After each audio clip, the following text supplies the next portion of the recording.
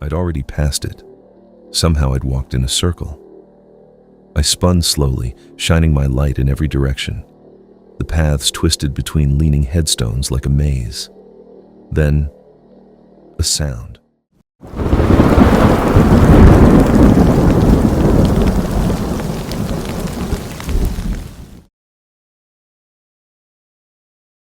I've always thought people were afraid of cemeteries for the wrong reasons. Most people imagine ghosts, skeletons, or something crawling out of the ground. But the truth is, cemeteries aren't scary because of what's buried there. They're scary because of what happens when you're alone among the people who can't leave. Before this happened, I never had a problem walking through a cemetery. I actually found them peaceful. I liked the quiet. I liked reading the names on old headstones and wondering about the lives of the people who were buried there. But after spending one night inside the cemetery, I don't think I'll ever look at one the same way again. I'm not going to disclose the name or location now. I do, however, post the information each autumn for anyone who would like to take a tour of a real haunted cemetery. It started because of a photography project. I'd been working as a freelance photographer for a few years, mostly taking pictures for local businesses, weddings, and small events. It wasn't glamorous, but I enjoyed it. I liked capturing moments that most people ignored. A few months before this happened, I was contacted by a writer who was putting together a book about forgotten places across the country. He wanted photographs of abandoned buildings, old roads, and historical locations that most people had forgotten. One of the places on his list was this cemetery. I'd never heard of it. When he sent me the address, I looked it up online. There wasn't much information. A few old articles mentioned it was established in the late 1800s. There were hundreds of graves there, including several families who had lived in the area before the town expanded. Eventually, the cemetery stopped being maintained and was mostly forgotten. The pictures online showed a place that looked like it belonged in another century. Broken stone angels, rust-covered gates, trees growing between graves. It was exactly the type of location I was looking for. The only strange thing was the comments people had left underneath the photos. Most were jokes, people saying it looked creepy, people making up fake ghost stories. But one comment caught my attention. It was from someone who claimed they grew up near the cemetery. It said, "Don't be inside the gates once the sun sets." I remember laughing when I read it. I thought it was just a local trying to make the place seem more interesting to want to be ghost hunters. I had no idea that comment would be one of the things I kept thinking about while I tried to survive that horrible night. That, and I wonder if they'll ever find my body. I arrived around 4:30 in the evening. It was late October, and the sun was already starting to disappear behind the trees. It was perfect to get what we in the business refer to as the golden hour shots. The cemetery was located at the end of a narrow dirt road surrounded by woods. There were no houses nearby, no streetlights, no signs, just an old iron gate covered in rust. The second I stepped out of my truck, I noticed how quiet it was. Not normal quiet. The kind of quiet where you suddenly become aware of every little sound. The crunch of your shoes, the sound of your own breathing, the movement of your jacket when you turn. I grabbed my camera bag and walked toward the entrance. The gate was chained shut. At first, I thought I'd wasted my time. Then I noticed the chain wasn't actually locked. It was just hanging there, like someone had placed it there to make people think they couldn't enter. I pushed the gate open. The hinges screamed. I remember looking around before walking inside. I don't know why. Maybe I expected someone to tell me I wasn't allowed. But there was nobody. The cemetery stretched farther than I expected. Rows and rows of graves disappeared into the trees. I spent the next hour and a half taking pictures. During the day, the place probably looked beautiful. But as the sun went down, something about it changed. The shadows seemed to stretch out in odd ways. The trees seemed to move closer. And every now and then, I had the strange feeling that I was being watched. I kept telling myself it was just my imagination. Old cemetery, almost dark. My brain was filling in the blanks. That explanation worked. Until I saw the grave. That's the only way I know how to describe it. It was the grave. I was standing near the back of the cemetery photographing a large stone mausoleum when I noticed something between the trees. A small white headstone. I hadn't seen it when I walked in. I assumed I'd just missed it. The stone was much cleaner than the others around it, almost new. As I walked closer, I could see a name carved into it, but there was no date, only a name, and beneath it, one word. Waiting. I stared at it for a few seconds and thought, maybe it was some kind of memorial. A strange one. But still. I raised my camera and took a picture. The flash went off. And immediately after, I heard footsteps behind me. Slow footsteps, walking across the grass. I turned around. An elderly man was standing about 30 feet away. He wore an old black coat and carried a shovel over one shoulder. "Are you the caretaker?" I asked.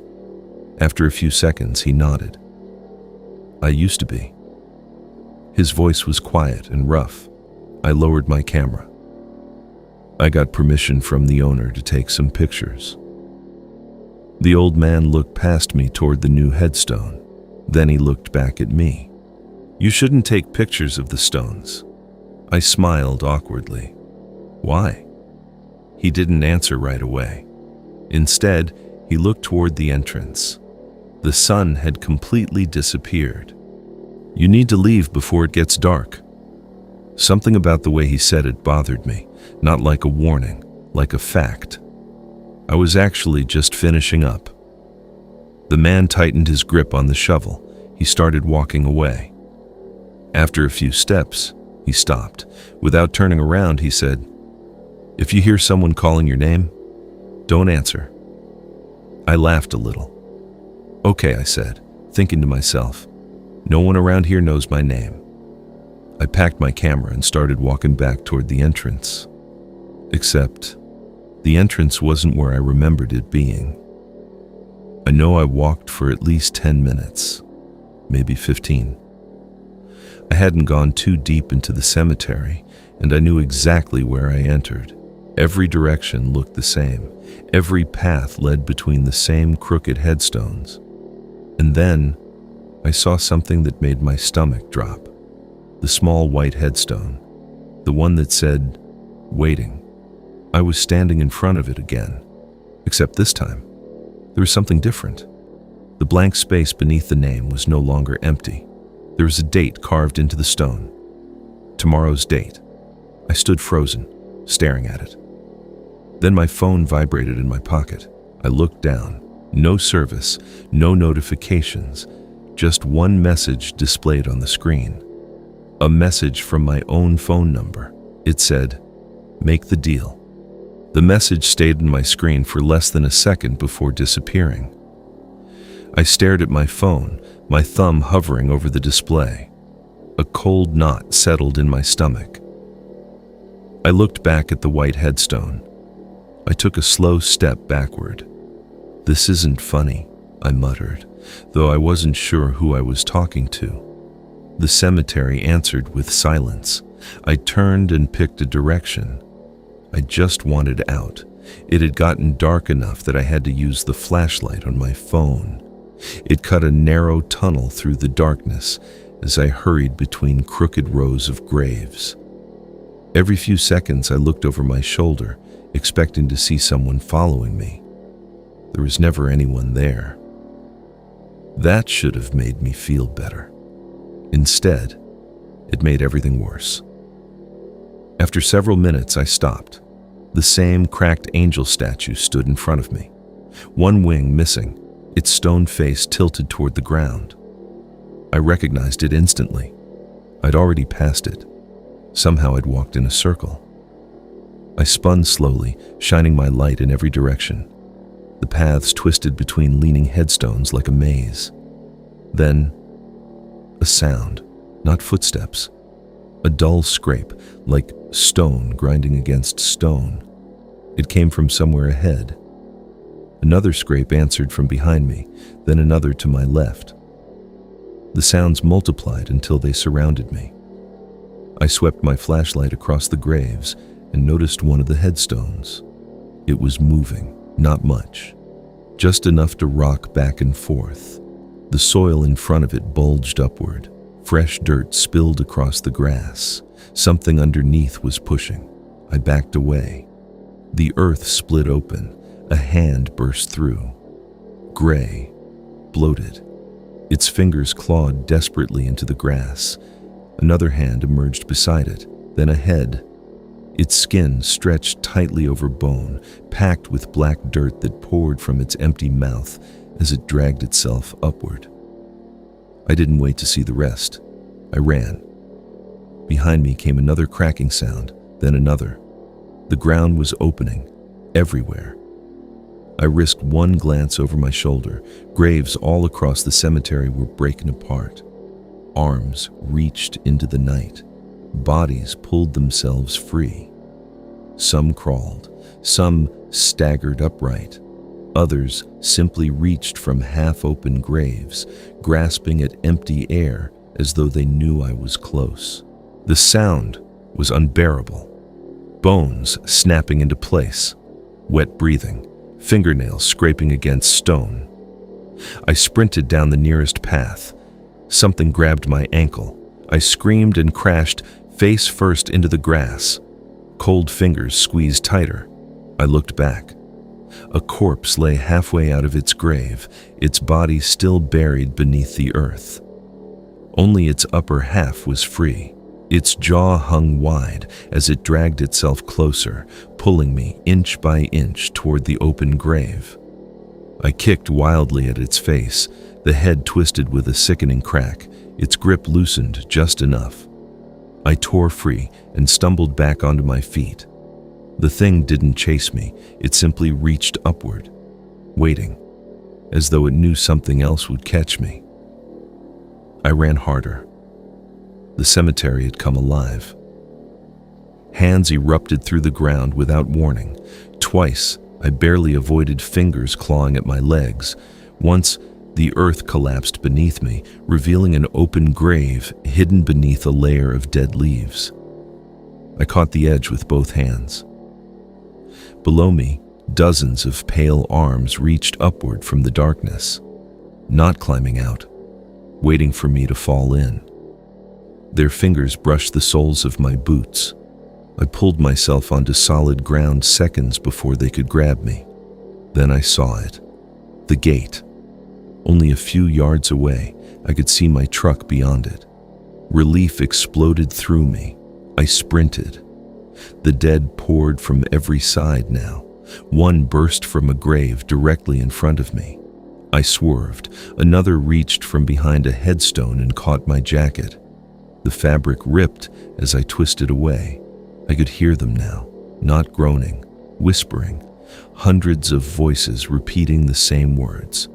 Stay, stay, stay. The gate was right there. I felt an exploding pain in the back of my head as I fell to the ground. A figure stepped into the opening, the caretaker. He hit me with his shovel to slow me down. "Why?" I shouted. He looked at me with sad eyes. Behind me, the whispering grew louder. The dead closed in. The old man rested both hands on the top of his shovel. I made a bargain with this place a long time ago. I was like you once, curious. I also stayed past sunset, almost lost my soul that night, but I made a deal with the cemetery itself.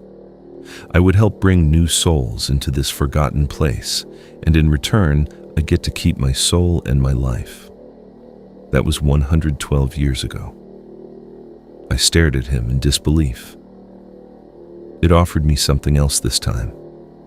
His voice barely rose above a whisper. If I brought it another before autumn ended, this would be my last time. I could finally be free of this place. The whispers became excited, hungry. Behind me, dozens of icy hands settled gently on my shoulders. Then, they began to pull. Now it's my turn. Now, I relive this horror every autumn. Now I'm the keeper of the graves,